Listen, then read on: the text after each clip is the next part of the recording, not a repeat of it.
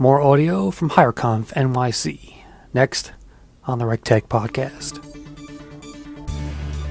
Welcome to RecTech, the podcast where recruiting and technology intersect. Each month, you'll hear from vendors shaping the recruiting world, along with recruiters who'll tell you how they use technology to hire talent.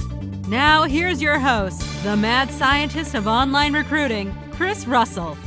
Welcome to the only podcast that helps employers and recruiters connect with more candidates through technology-inspired conversations. In each episode, you'll learn about the new tools and tactics for finding talent online. Today's show is another part of our event coverage from HireConf. The RecTech podcast is sponsored by our friends at WorkHere. WorkHere is the hyper-local candidate delivery system that target candidates with GPS precision. Through their one-of-a-kind geofencing ad platform, you can reach people who live closer to your office on the screens they use the most, their mobile phone. Get your hiring message delivered into the social and mobile apps they use most often. Then have a human chat team respond quickly to their responses, answer questions, vet them, and even help sell them on your brand and opportunity. Then they'll deliver those candidates to you via email, SMS, or your ATS. So go to workhere.com and be sure to tell them you heard it on RecTech. And let me introduce you to our newest sponsor, Emissary.ai, the text recruiting platform. If you're looking to add texting to your recruiting efforts, and let's face it, why aren't you at this point? Emissary has several ways to let you communicate and target candidates by text. One-to-one texting, text campaigns, share by text, custom short codes, text retargeting, and of course chat by text. Find them on the web at Emissary.ai, and be sure to tell them you heard it on RecTech. All right, on to the show. In today's episode, you're going to hear Katrina Kibben from 3 Years Media give her take on recruiting marketing tactics. Enjoy the audio. Marketing, why it fails, and how I think we can all do a little bit better. So this presentation was literally inspired by a sign. Two, actually. The first sign is from a restaurant in my neighborhood. As somebody who is misgendered pretty regularly, I really appreciate the sign, and when I walked up and was taking a picture of the sign, the owner actually stopped me and said, "That is the most photographed item in my entire restaurant." The second sign is just a simple sign. It's on the door of the YMCA in my neighborhood too. And I think what both of these signs do, and why I have them as kind of the opening to this presentation, is because they are not traditional recruitment marketing, but they do something that all recruitment marketing absolutely should do. It should make people feel something. Anything that we do when we're trying to attract and recruit someone should make them feel something in their gut. And when it doesn't, it fails. Now, I don't want to ruin this whole presentation or send anyone running to the leadership room, but that is the number one thing that I want you to take away from this presentation today, is that if your recruitment marketing doesn't make you feel anything, it's probably not going to do much for your candidates. And we need to feel something to act. So, like Jackie said, my name is Katrina Kibben. We used to work together back in the day. I was the managing editor of Recruiting Daily. You might know me from there. Or, even better, you know me from 3 Years Media, which is my new company.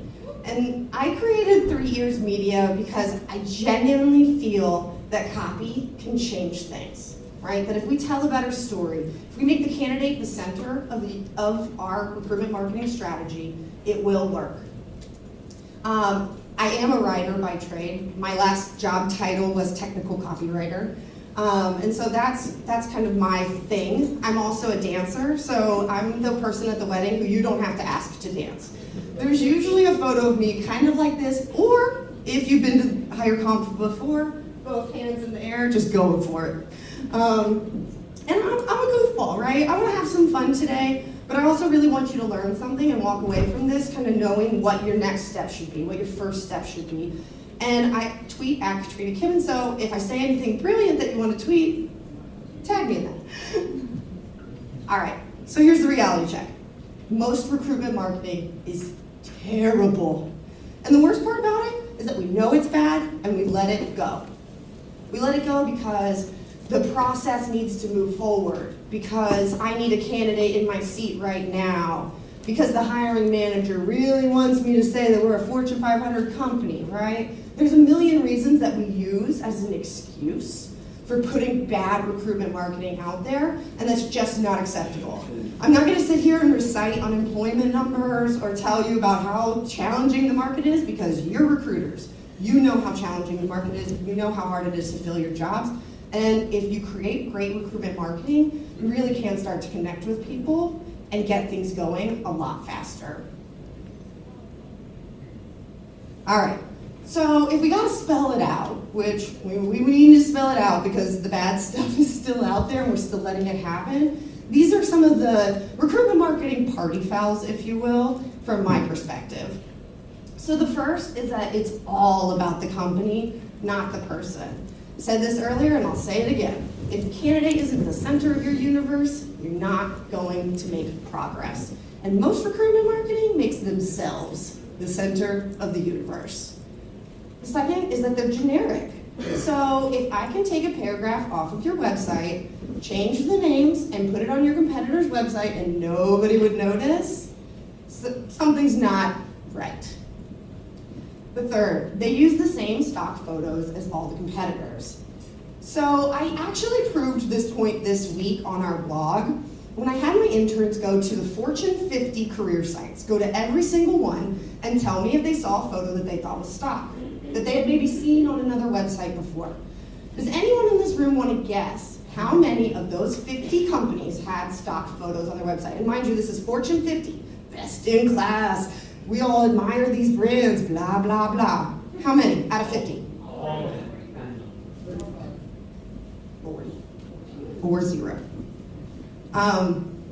And that just doesn't fly, right? People want to see themselves, they want to see people they know. It just doesn't work. The thing about that too is that I feel like a lot of people get surprised when I bring that one up, like, oh, we all know not to use stock photos, but you're still doing it. All right, the fourth one, got Spellcheck? Literally the easiest application to possibly use and is built into almost everything, yet I could probably find a job right now posted with terrible spelling, terrible. And the final one, you're trying too hard. So we talked a little bit about that creepy, not creepy line at the end of Angie's presentation, and that can happen, right? So I think it's pretty natural to admire creativity in recruitment marketing because it always stands out, but you can go too far. You need to do creativity with purpose. So if you've been to my presentations before, typically this is where I would throw up a bunch of slides of really bad examples and be like, look how terrible that is. Look what they did. Look at these pictures, right?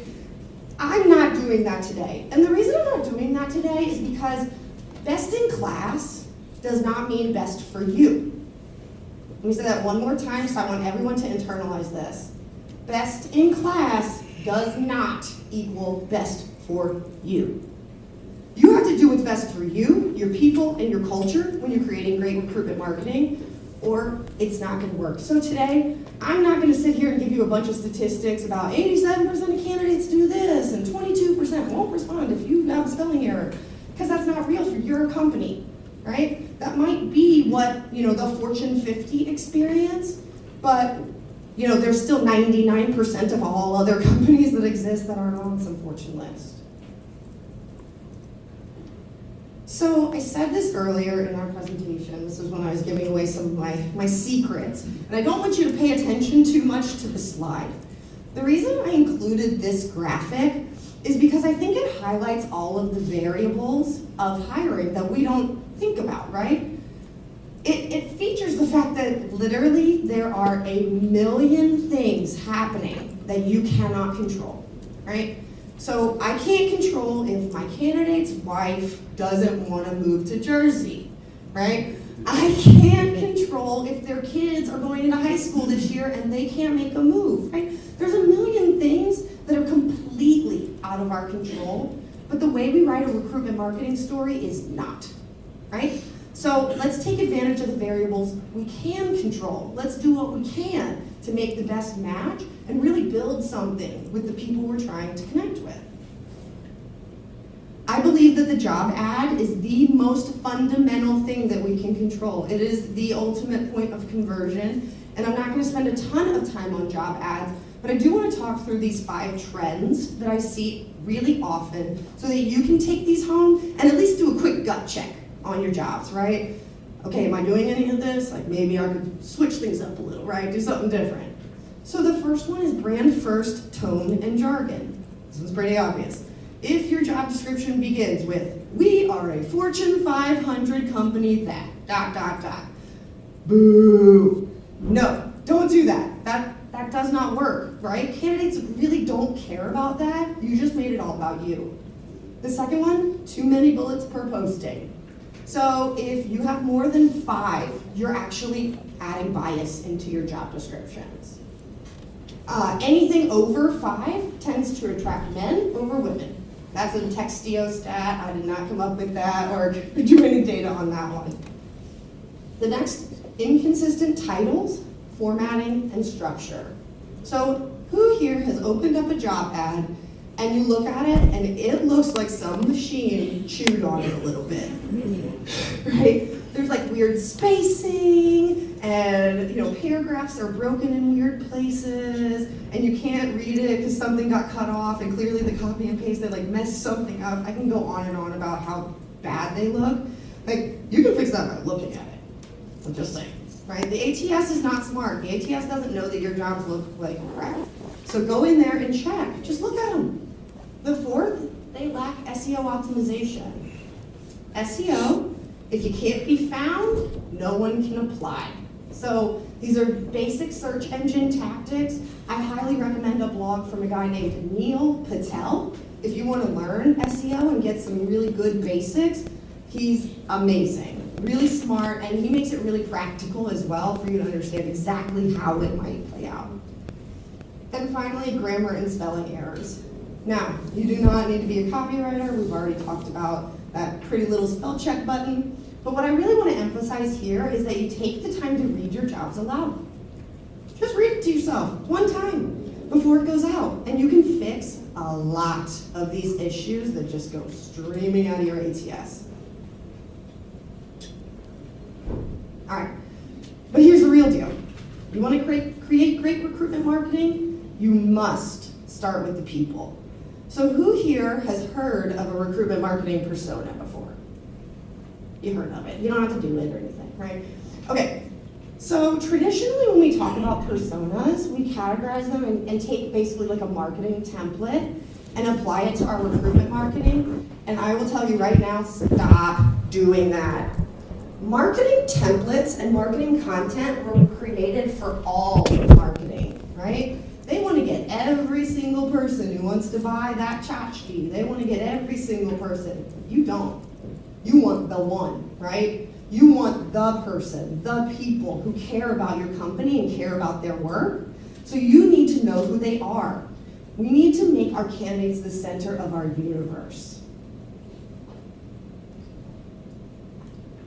We need to make our candidates the center of our universe. And the reason I'm really emphasizing that is because we just don't do that, right? We write it all for the hiring manager. Oh, I'll do it for this person, I'll do it for that person. But when we really, truly think about the candidate as the center, we start to build stuff that has crazy influence on everything we do. So when you're building a persona, because you're not going to go on HubSpot and copy a marketing template, you want to start by asking people. So traditionally, I will take no less than 5 people who are in that role and 5 people who have applied for that role or have that role somewhere else. And I will interview them. And I'll ask them some traditional questions. So, what do you love about your job? What's a day in the life, right? Some of the stuff that you might expect. But I also try to contextualize their job in a really friendly way. So what I mean by that is instead of saying, what would you tell me about your job? What would you tell your best friend about your job? Right? Because then it starts to change, right? It starts to turn into, if I were not a paid representative of your company, what would you say then? Because that is truly the influencer, right? That's the information that can change your outcomes and make it so when I look at you and I talk to you, we're connecting. Another question that I really like to ask that'll get at our second point for social media preferences is, what app do you open first in the morning? When you wake up, you roll over, you grab your phone, what app do you open first? That tells me if I want to talk to you, that's probably the app I should probably try, right? Next, work style. What do you need from work to make your life work?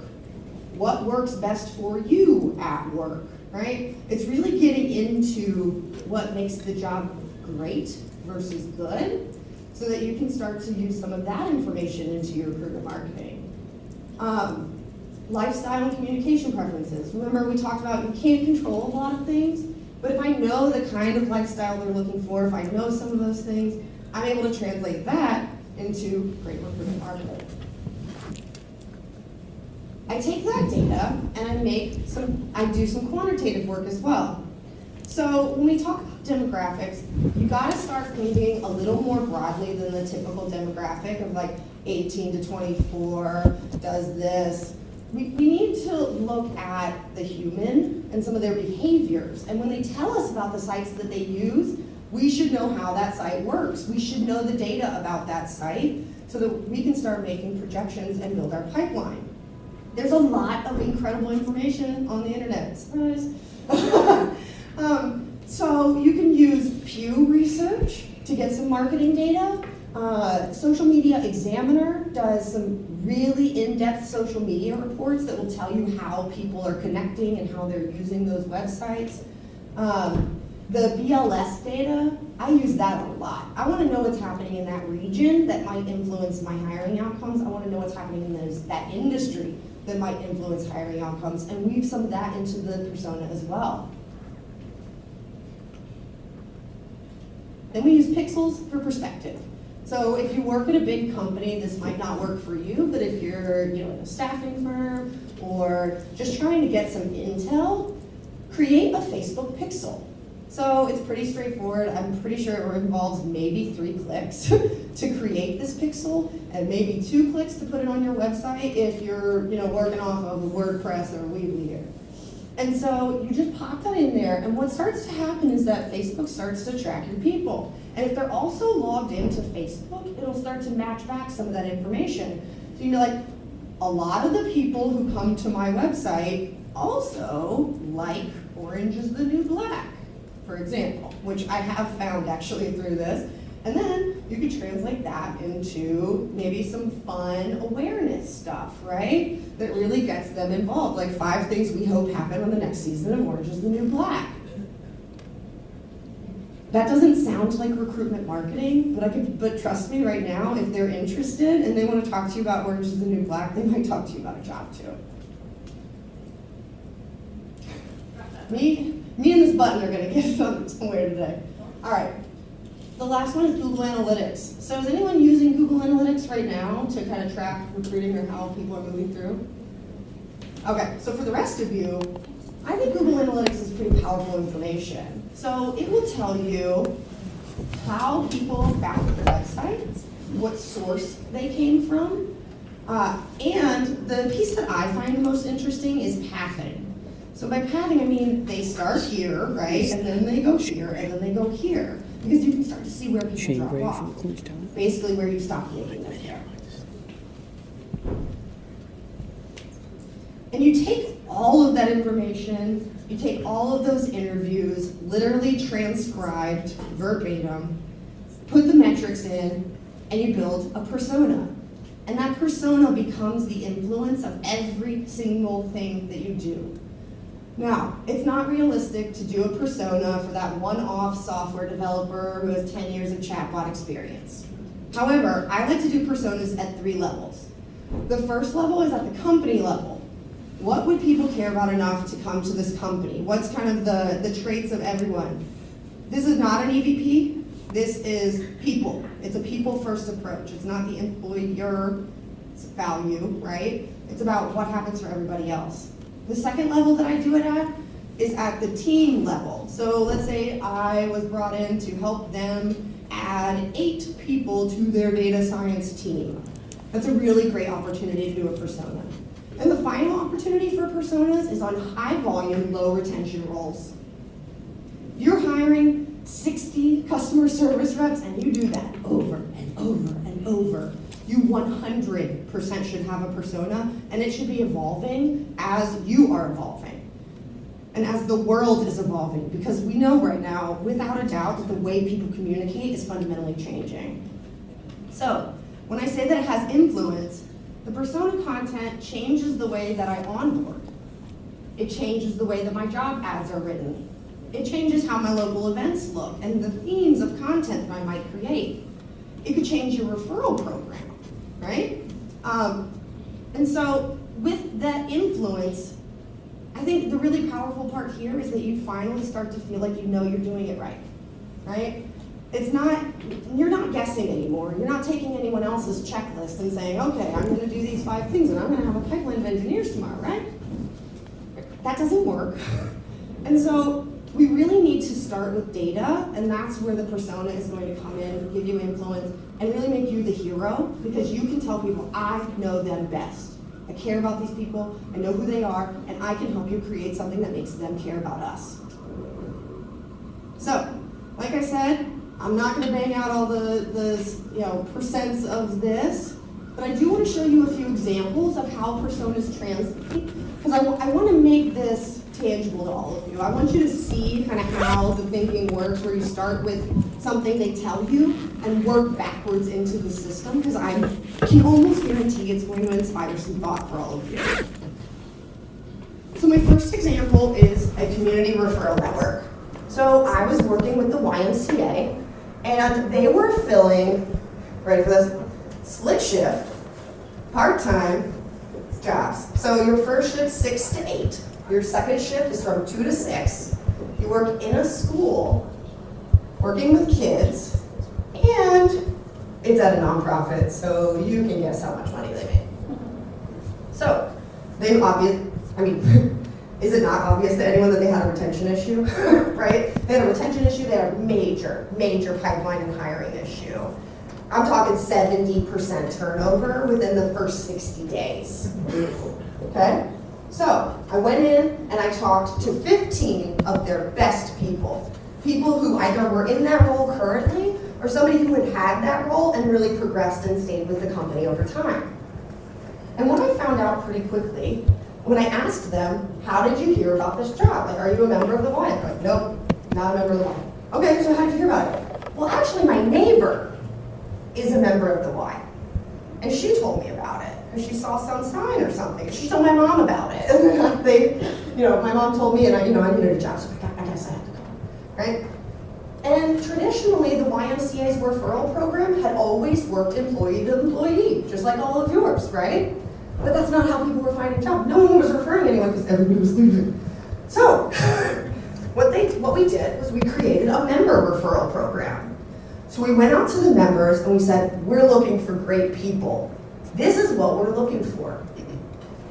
I'm looking for your most reliable pet sitter, your favorite babysitter, the person who always remembers your birthday.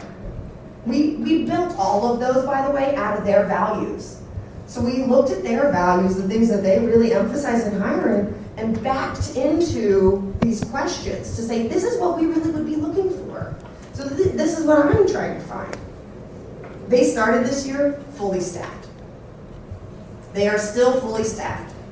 And they started school August 18th, August 20th. Okay? Because they figured out that they were asking the wrong person. That's something that a persona can really highlight is, where people came from and how you can translate that into a great pipeline strategy. My next one is called Curiosity Thrives. I cannot name names on this one, but basically this was for a sales pipeline. They were trying to hire software salespeople in San Francisco. I hate to use the Bay Area constantly, but they're the people having the most problems right now, so I'm getting some phone calls from the region. So In this series, what we found from the sales team is that ultimately conversations with their team were the ultimate influence on them accepting the job. Every person who came through their pipeline had multiple opportunities given to them. These were highly competitive sales talent. However, a conversation at some point during their interview process swayed their choice. They came because they loved Mike at this company, I almost said it, not because they loved the company. And so created a Meet Our Team series that we put on all of their sales roles. Just popped that video right in there. It was a 2-minute video. I let them go up to 4, but I really would suggest you stay under 2.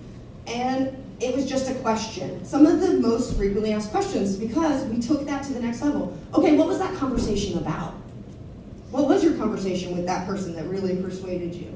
Can you talk to people about that? Fully staffed. And the final one is for engineers.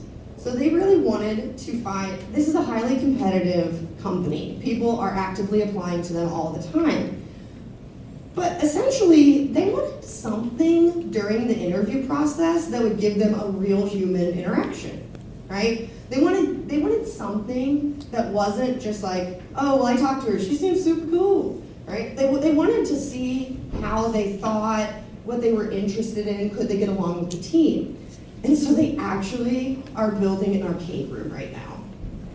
It's not up yet because that's quite an expense, right? And I realized that that's like, oh yeah, must be nice to build an arcade, right? But they built it because they loved gaming. Engineers love games. And this was really influential, and it made people think, like, this is, not only is this a cool place, but this is work I want to do with people I really like. And that has a strong influence on outcomes. Now, I believe that you shouldn't do things without measuring them, obviously. So, however, when you're taking these non-traditional approaches, measurement is non-traditional too. And I hope you would consider that as you're pitching these ideas, as you're thinking about doing personas. But dial into the details. The way you measure is going to change from company to company. So even if you're sitting next to somebody who works in another company, I imagine that your data would look a little different when you're actually measuring impact. If you decide to take a digital approach, and you'll get a copy of these slides, that's the reason I put this one in there, is because these are some of the key numbers that you can use when you're talking to your marketing team to show them that you're super smart and that you know what's going on, right? So earlier we had a question about working with marketing, and I always say either bring data or bring them along, right? So either come to the table with information that justifies your choice, or bring them along on the journey. Hey, can we get some data and choose from that? Can we do an A/B test? So all of this information, I won't go through each of these because I'd rather have a little bit of time for questions. But these are all opportunities for you to be able to have kind of a one-to-one conversation with your marketing team on data. Now, trends is the lack of SEO. Yeah. What do you do when your ATS is the one that's generating your links and you cannot modify the links to the SEO? Okay, so domain is the most powerful element of SEO, which is why she brought up the domain. However, you have a few options. All right, so the first thing I would tell you to do is look at your job titles. So here's how you look at a job title. Plug in the job title you're using now into Google and go to image search. So phrase, example, software manager, and then put resume at the end, okay? Put it in and look at those resumes, look at the top 5, and see what job title they use the most. Find 2 or 3. Then I go to Google Trends, and I plug in the 2 or 3. And so Google Trends is a free tool from Google that tells you the volume of, like, how many times people are searching those phrases. So basically you plug in all 3 titles into Google Trends and compare the 3, pick the one with the most volume. I hate to say that that's like my SEO hack, but it works, right? The title is your second strongest piece of your domain. Obviously, there are other things that you can do to like weave that into, but I can't give you a quick soundbite on that. So definitely follow up with me though, because I actually teach a class on SEO for recruiters. The big corporate environment with a library of job descriptions that are in concrete by HR. The only part we're allowed to touch is the summary, first 3 sentences. Any tips on that? Yeah. Where the hiring manager, we can amplify or be a little more informal. So I love that you said the hiring manager too, because they obviously should have like great influence on this conversation. They're part of your customer network, right? If you think about it, the candidate and the hiring manager are essentially our customer. So I would say in that scenario, to definitely make sure you're having regular conversations with the hiring managers. And I like to ask the ultimatum questions. Yep. What's the deal breaker? If I brought somebody in who had blank, what? You would absolutely say no. If I brought somebody in who had blank, you would absolutely say yes. And try to get some of that into the first 3 sentences to really try to hit it out of the park right from the get-go. But attractive to the candidate, not just about what the hiring manager wants, but what's going to pull them in. So I think we don't give hiring managers enough credit, right? They, in most cases, the hiring manager has typically had the job before that they're hiring. And maybe it makes sense to even push them a little farther and say, when you had this job, what mattered to you? Right? And using them as part of your like 5-minute persona to kind of push them to teach you about the candidate when you maybe don't have the bandwidth to do the whole thing. Another episode of RecTech is in the books. Follow Chris on Twitter at Chris Russell or visit rectechmedia.com, where you can find the audio and links for this show on our blog. RecTech Media helps both HR tech firms and employers to get more clients or candidates through our consulting practice and online tools. So be sure to check out our sites like Recruiting Headlines, Job Fairing, and more to stay up to date on what's happening in recruiting. Thanks for listening, and we'll see you soon on the next episode of RecTech, the Recruiting Technology Podcast.